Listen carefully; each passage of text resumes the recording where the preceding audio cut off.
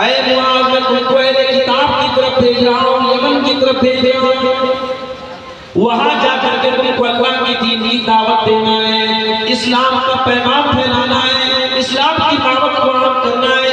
फलयकुन अव्वल मा तदऊहुम इलैहि शहादतु अल्ला इलाहा इल्लल्लाह। ऐ मुआज़, सबसे पहली दावत जो तुम्हें वहां जाकर के लोगों को देना है वो अल्लाह ताला की तौहीद की दावत देना है।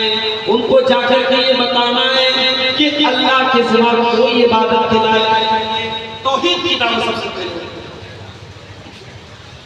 इसका मतलब ये हुआ कि हमारी तबलीग और हमारी दावत का आगाज तौहीद से। अगर हमारी दावत में तौहीद नहीं है तो हमारी दावत सुन्नत के खिलाफ है, हमारी दावत रसूल के बताए हुए मनहज के खिलाफ है। ये तौहीद इतनी इंपॉर्टेंट चीज है मेरे भाई कि अल्लाह तबारक व तआला हमारी कोई भी नेकी कबूल ही नहीं करेगा जब तक तौहीद के बगैर अल्लाह ताला क्या कोई नेकी एक्सेप्ट नहीं की जाएगी।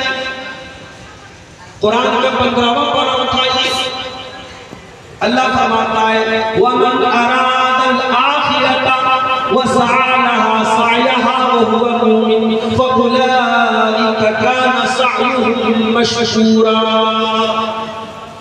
ऐ मेरे बंदो, अगर तुम आखिरत में कामयाब होना चाहते हो, जन्नत में जाना चाहते हो, तो पहला काम तो ये करना पड़ेगा, तुम्हें कोशिश करनी पड़ेगी, मेहनत करनी पड़ेगी, अमल करना पड़ेगा। जन्नत तमन्ना करने से नहीं, दुनिया में अगर आप किसी बड़े मकसद के लिए काम करें तो आपको मेहनत भी बड़ी करनी पड़ेगी। सुबह सुबह आप करिए, कभी देखिए हाईवे के ऊपर कुछ नौजवान लड़के, सर्दी हो गर्मी हो कोई मौसम हो, सुबह सुबह वॉक कर रहे हैं, दौड़ रहे हैं। जाके पूछो भाई तुम इतनी मेहनत क्यों कर रहे हो, सुबह 3 बजे उठ करके क्या कर रहे हो? जवाब मिलेगा साहब हम आर्मी की तैयारी कर रहे हैं, हम पुलिस की तैयारी कर रहे हैं। हमारे उत्तर प्रदेश के प्रयागराज में, इलाहाबाद में बहुत सारे कोचिंग सेंटर से जो IAS की तैयारी, IPS की तैयारी, पटना में आपको बहुत सारी इंस्टीट्यूट मिल जाएगी। सिविल सर्विसेज की तैयारी करने वाले 18 घंटे पढ़ते हैं और तब जाकर के कई अटेम्प्ट के बाद उस एग्जाम को या उस प्रोसेस को पार करते हैं। दुनिया का एग्जाम, दुनिया की कामयाबी, दुनिया का कोई बड़ा मिशन पाने के लिए हमें मेहनत भी बड़ी बड़ी। और मुसलमान को जन्नत में जाना है तो बस नारे लगा दो, जन्नत में चले जाओ। नबी का नाम आए झूठ जाओ, जन्नत में चले जाओ। वमन अरादल आखिरता वसअ लहा सअयहा वहुवा मुमिन, जो आखिरत को चाहता है, आखिरत में कामयाब होना चाहता है और उसके लिए कोशिश करता है, वहुवा मुमिन, और वो ईमान वाला होता है, तौहीद वाला होता है, फउलाइका कान सअयुहुम मशकूरा। ऐसे लोगों की कोशिश कामयाब होगी, ऐसे लोगों को जन्नत मिलेगी जो ईमान के साथ, तौहीद के साथ ये करते हैं। अल्लाह का तौहीद के बगैर किसी नेकी का कोई मतलब नहीं। इसीलिए अल्लाह ताला सूरह कहफ की आखिरी आयत में फरमाता है कुल इन्नमा अना बशरुम मिस्लुकुम यूहा इलैया अन्नमा इलाहुकुम इलाहुन वाहिद। ऐ नबी आप फरमा दीजिए कि मैं तुम्हारे जैसा बशर हूँ, जैसे तुम इंसान हो मैं इंसान हूँ। यूहा इलैया, लेकिन फर्क ये है कि मैं अल्लाह का रसूल हूँ, मेरे पास अल्लाह की वही आती है, अल्लाह का रसूल हूँ मैं। अन्नमा इलाहुकुम इलाहुन वाहिद, ऐ नबी आप बता दीजिए कि मेरे पास ये वही आती है कि तुम्हारा माबूद एक है, तुम्हारा रब एक है। फमन कान यरजू लिका रब्बिही, तो जो अपने रब से मुलाकात करना चाहता है, जो जन्नत में जाना चाहता है, वो 2 काम करके जन्नत में जाना है। वो 2 काम, इसको नोट कर लो, चेक नसीब करवा।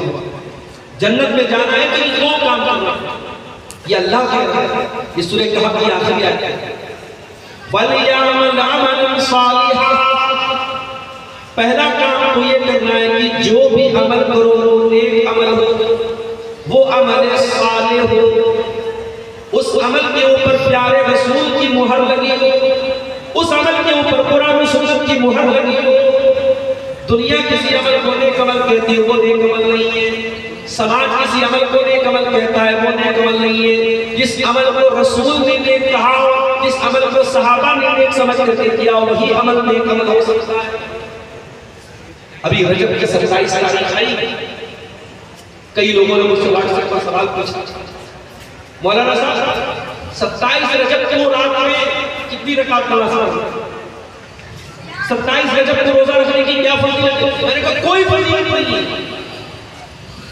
अवाम में मशहूर कर दिया गया कि 27 रजब की तारीख नबी के मेराज का था, जबकि ऐसी बात नहीं। अल्लाह के प्यारे रसूल सल्लल्लाहु अलैहि वसल्लम को कौन से महीने में मेराज है, कौन से साल में मेराज है, ये भी श्योर नहीं है।